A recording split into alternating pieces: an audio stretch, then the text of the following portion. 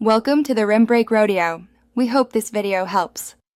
You start by enabling Google Assistant so it responds reliably. Open the Google app, tap More, then Settings, and choose Google Assistant. This ensures the core service is active. Once done, enable voice match and grant microphone and location permissions so Assistant can hear and contextualize commands. Make sure Assistant language matches your spoken dialect, because accuracy depends on that choice. These first steps let you call Assistant hands-free and give it the right access to act on your requests.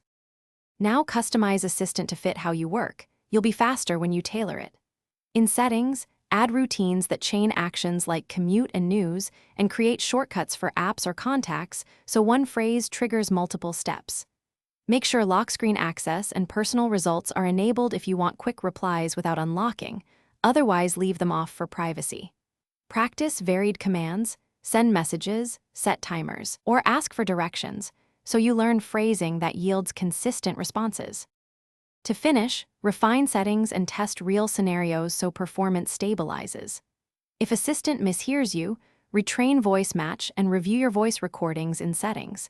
If it still fails, clear the Google App Cache and restart the device to reset background services.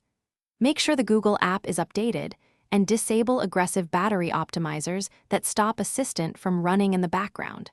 If problems persist, check the microphone for debris. Simple hardware issues often look like software failures. Thanks for watching. Consider subscribing if we helped you.